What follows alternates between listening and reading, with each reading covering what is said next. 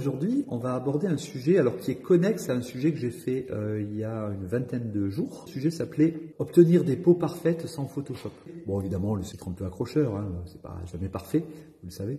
Mais on obtient des peaux avec une meilleure qualité lorsque on limite le contraste d'éclairage. Et je vous ai expliqué que le contraste, il était lié à la distance. Plus la source est éloignée, moins il y a de contraste, donc plus on obtient un éclairage plat sur le visage du modèle. Voilà. Et c'est ce qu'on va appeler un éclairage plat, c'est-à-dire qui ne va pas faire ressortir trop les creuses et les bosses, qui va gommer les petites imperfections, les boutons, les rides, tout ce genre de choses. Et c'est là que c'est le sujet qu'on va aborder aujourd'hui. Beaucoup de personnes ont bien compris que lorsqu'on recule une source, la lumière devient plus dure.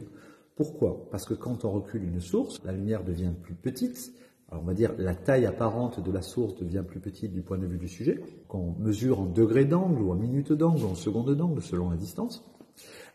Cet angle étant plus petit, il va produire une lumière dont les caractéristiques vont faire qu'elles ne vont pas créer de pénombre ou peu de pénombre.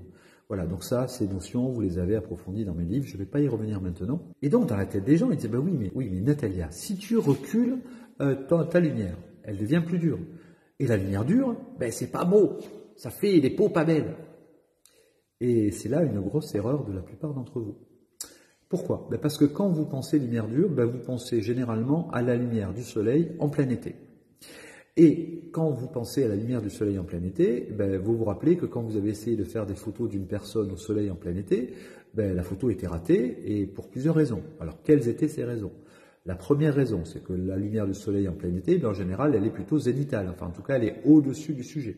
Donc, elle va provoquer des ombres très marquées sur l'arcade sourcilière, enfin, sous l'arcade sourcilière, sous les yeux, sous le nez, etc. Enfin, ça va faire des yeux de panda. Donc, évidemment, c'est pas très beau.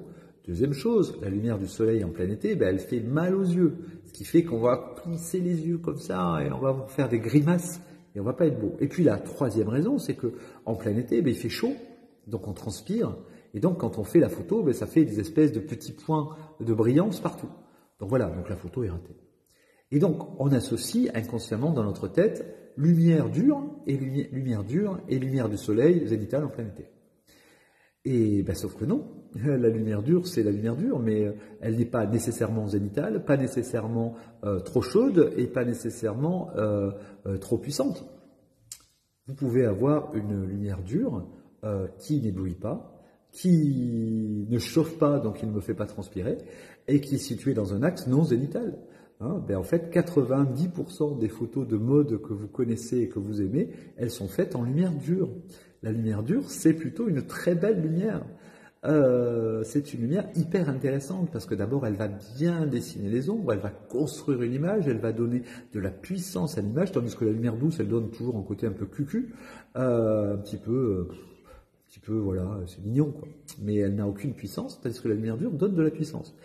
Et donc, quand j'explique aux gens, si vous diminuez le contraste, vous aurez les plus jolies peaux, et qu'ils pensent, ah, ça fait de la lumière dure, et moi j'aime pas la lumière dure, je vais mettre de la lumière douce, eh bien, ils tournent en rond comme des poissons rouges dans un aquarium, c'est-à-dire, ils font des photos, la peau est pas terrible, mais donc du coup, ils se disent, c'est parce que la lumière est pas assez douce, donc ils la rendent encore plus douce, donc ils rapprochent encore le modèle de la source, parce qu'ils peuvent pas acheter des modeleurs de toutes les tailles, donc ils rapprochent le modèle, et puis ils rapprochent, plus c'est dégueulasse, et puis ils retouchent leurs photos, et puis ils rapprochent, et puis ils tournent en rond, les pauvres.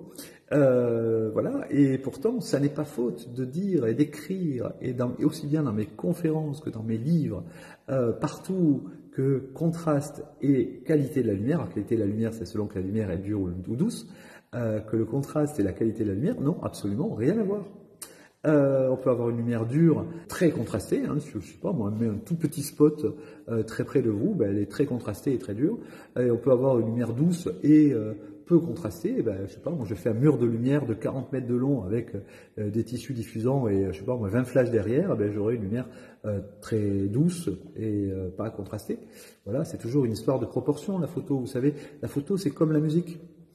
En musique, ce qui fait que vous aimez certains airs et pas d'autres, en fait, c'est la proportion entre les longueurs d'onde de chacune des notes qui fait que parfois c'est cool et parfois vous aimez pas.